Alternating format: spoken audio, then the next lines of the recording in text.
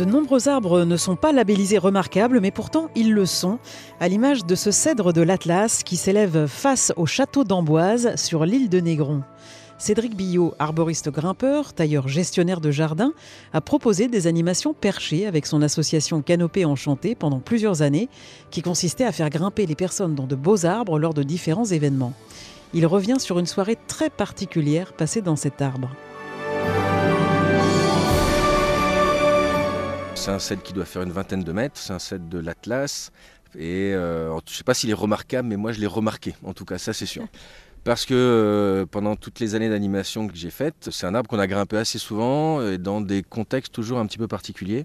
C'est un arbre où on emmenait des petits groupes en intimité et on faisait toujours des choses très sympathiques, parfois assez originales d'ailleurs. Comme quoi ? On a fait le feu d'artifice du 14 juillet par exemple, en observation, parce que quand on est là-haut, on pouvait mettre des chaises longues, suspendues, et donc c'était un point d'observation directement sur le pont d'Amboise, sur la Loire, sur le château d'Amboise. C'est un point de vue vraiment magnifique, assez hors norme, où on pouvait réellement se poser en chaise longue, même s'allonger sur des très grosses charpentières là-haut.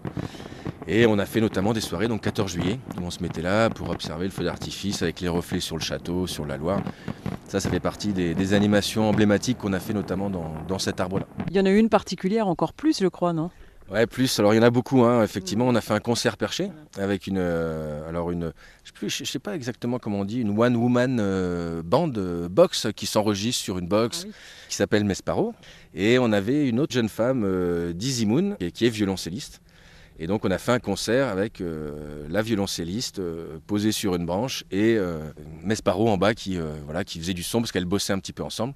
Et posé là-haut à 20 mètres avec la musique, je dois reconnaître que c'est quand même un moment qu'on a gardé en mémoire. Tous ceux qui étaient là, on l'a gardé en mémoire, ouais, c'est vrai. C'est-à-dire que la violoncelliste, elle était posée sur une branche de ce cèdre et elle jouait sur cette branche en fait. Exactement. Alors elle était posée au moins une quinzaine de mètres, elle était assise sur une branche et juste en dessous, je lui avais fait un petit pied pour qu'elle puisse poser son violoncelle. Et elle était assise vraiment comme dans une salle de concert. A priori, elle était très à l'aise. Ça a duré un certain temps. Oui, très à l'aise. C'est-à-dire que l'arbre dégageait quand même quelque chose pour qu'on ait envie d'y poser ce genre d'événement ?